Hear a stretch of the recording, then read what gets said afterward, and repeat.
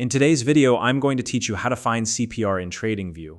If you're a trader looking to enhance your technical analysis, understanding the central pivot range, or CPR, is a great tool to add to your strategy.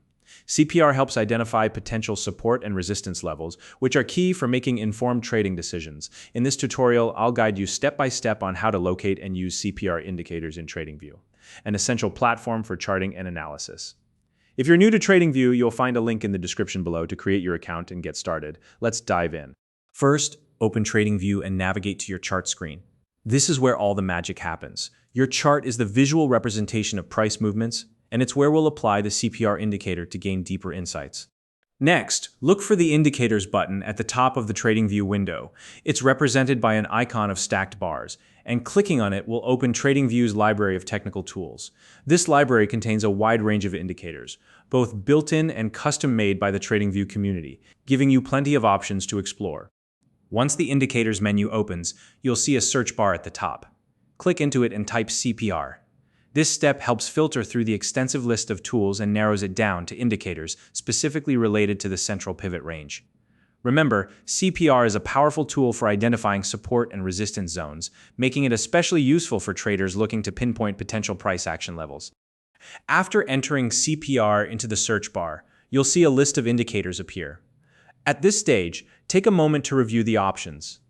Keep in mind, many of these indicators are created by different authors, and each may offer unique features or levels of detail. Generally, the most popular ones are listed near the top, and you can often spot them by the number of likes or ratings they've received. This can be a helpful guide when deciding which one to try first. Once you've reviewed the list, select a CPR indicator by clicking on its name. This action will automatically add the chosen indicator to your chart. You should now see the CPR lines appear over your existing chart. These lines represent key support and resistance zones, which can be highly valuable for analyzing potential price movements.